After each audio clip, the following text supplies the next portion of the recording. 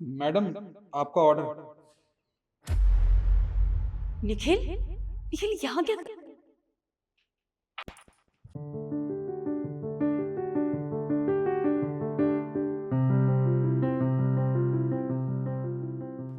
लाइए।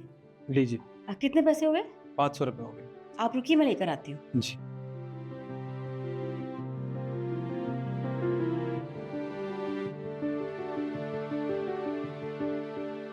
ये लीजिए आपके पैसे। ठीक है मैडम, धन्यवाद, चलता हूँ। जी सुनिए, आप शायद शिखा के हस्बैंड हो, मैं जानती हूँ आपको। क्या आप मुझे जानती हैं और मेरी बीवी को भी? जी, उसने बताया था आपका डिवोर्स हो गया है। जी हाँ, मेरा और मेरी बीवी का आज से 3 साल पहले डिवोर्स हो गया है और अब हम दोनों साथ नहीं रहते। मैं पूछ सकती हूँ तभी क्या हो गया? क्योंकि जहाँ तक मैंने सुना है आप तो अपनी बीवी से बहुत प्यार करते थे ना, फिर आपने ऐसा क्यों किया उसके साथ? आप भी सब क्यों पूछ रही हैं? और वैसे भी उन बातों को मैं याद नहीं करना चाहता, बहुत पुरानी बात है। उनको याद करके सिर्फ मुझे भी परेशानी होगी और शायद आपको सुन के, क्योंकि वो आपकी बहुत अच्छी दोस्त भी। इसलिए आप रहने दीजिए, मुझे और भी काम है, मैं चलता हूँ। लेकिन वो शिखा बताती थी कि आपका बहुत अच्छा बिजनेस है। फिर समझ में नहीं आ रहा आपको ये सब काम क्यों करना पड़ रहा है? ये सब अचानक से कैसे हुआ? ठीक कहा आपने, मेरा बहुत अच्छा बिजनेस था। पर कहते हैं ना कि जब मती मारी जाती है ना, तो कुछ भी अच्छा नहीं होता। मेरे साथ भी ऐसे ही हुआ था।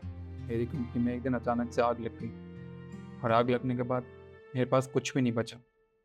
मैंने अपने बिजनेस पार्टनर से कुछ पैसे ले रखे थे, बाहर से भी कर्जा लिया था अपनी कंपनी को चलाने के लिए। वो सब मैंने अपना घर बेच के चुकाया। मुझ पर कुछ नहीं बचा, ना घर, ना कंपनी, ना बीवी, कोई भी नहीं था मेरे पास।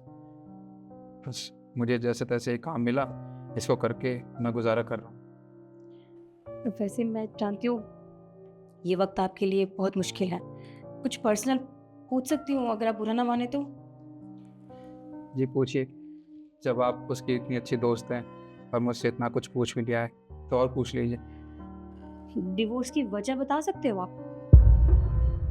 हाँ, डिवोर्स की वजह थी, जिसकी वजह से मैं और शिखा हमेशा हमेशा के लिए दूर हो।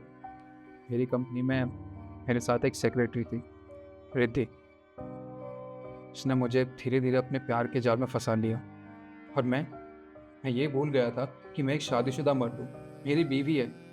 रिद्धि ने एक दिन धोखे से मेरी कई सारी प्रॉपर्टीज़ पे साइन करवा लिए और वो अपने नाम करवा ली, और मुझे ये सब पता ही नहीं चला।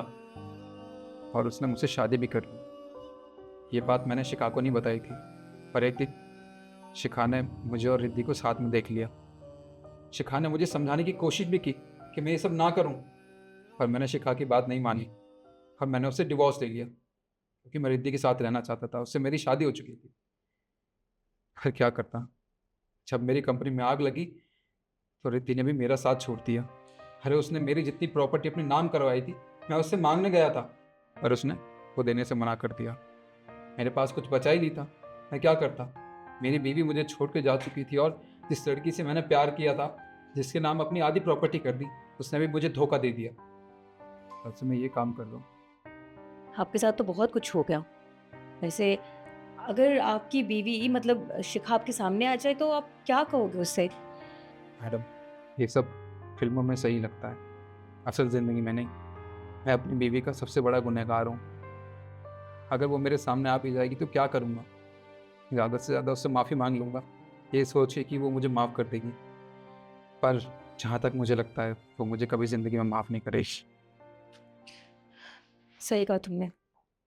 शायद मैं तुम्हें माफ ना करूं, लेकिन फिर भी तुम्हारी हालत देखकर शायद मैं तुम्हें एक मौका दे सकती हूँ। क्या? तुम तुम यहाँ तुम यहाँ रहती हो और इतने सालों बाद मुझे मिली हो? आने के लिए मेरा घर है। तुम्हारे साथ डिवोर्स होने के बाद सब कुछ खत्म हो गया। पापा और मम्मी के साथ तो मैं रह ही नहीं पाई, इसलिए मैंने अपना बिजनेस शुरू किया और आज ये सब मेरा है। अकेली रहती हूँ तुम्हारे बिना। लेकिन तुम बताओ, तुमने ये क्या हालत बना ली है अपनी? ये सब क्यों कर रहे हो तुम? शिखा, तो और मैं क्या करता? मेरा सब कुछ चला गया था, मेरी कंपनी, तुम मुझे छोड़ के चली गई थी। ये देखे बस मेरे पास यही काम बचा था, जिसे करके मैं अपना पेट पाल रहा हूँ। शिखा, देखो, मैं तुम्हारा गुनहगार हूँ।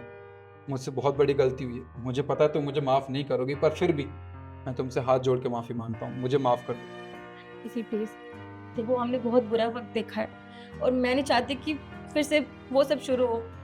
और मैं तुम्हें माफ करूंगी, जरूर करूंगी, लेकिन एक शर्त पर। आज के बाद तुम कभी मुझसे कोई बात नहीं छुपाओगे और ना मुझे कभी धोखा दोगे। और अगर तुमने ऐसा किया ना तो मैं कभी तुम्हारी जिंदगी में वापस नहीं आऊंगी।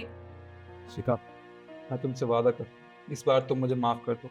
आगे से कभी ऐसी गलती दोबारा नहीं करूँगा। हमेशा तुम्हारे साथ, तुम्हारे पास रहूँगा मैं। पक्का? पक्का।